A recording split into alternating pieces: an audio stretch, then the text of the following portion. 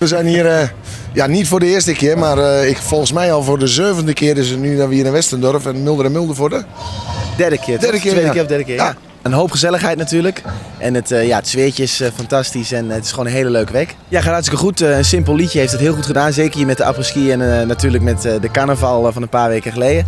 En gewoon een simpel liedje en iedereen kan het meezingen. En we hebben het van de week al een paar liedjes in de tent gedaan. En dan ging het dak eraf, dus dat was hartstikke goed. Gezellig. Soms ga je nadenken over een liedje en dan denk je hoe moeilijk moet je het maken. Nou, dit simpele liedje dat zit hem eigenlijk ook een beetje in de tekst. Als je het één keer hoort kun je het meezingen. Dus we hebben daar het allemaal niet zo moeilijk gemaakt om eens een keer gewoon een lekkere feeststampen te maken. Dat iedereen het lekker mee kan blaren. Handen in de lucht, springen, zingen. Alles waar je maar zin in hebt. Dus gewoon kortom een simpel liedje. Nou, we zijn nu druk bezig met het album. Het is bijna af. Nog een x-aantal liedjes.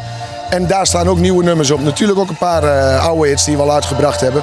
Maar ook nieuw materiaal en is bijna af. En komt eind maart, begin april komt die uit. We hebben wel gezorgd voor nieuwe liedjes en verschillende stijlen muziek samengebracht. Maar het klinkt allemaal wel natuurlijk als Mulder en Mulder als het goed is. Dus daar hebben we ons best voor gedaan in ieder geval.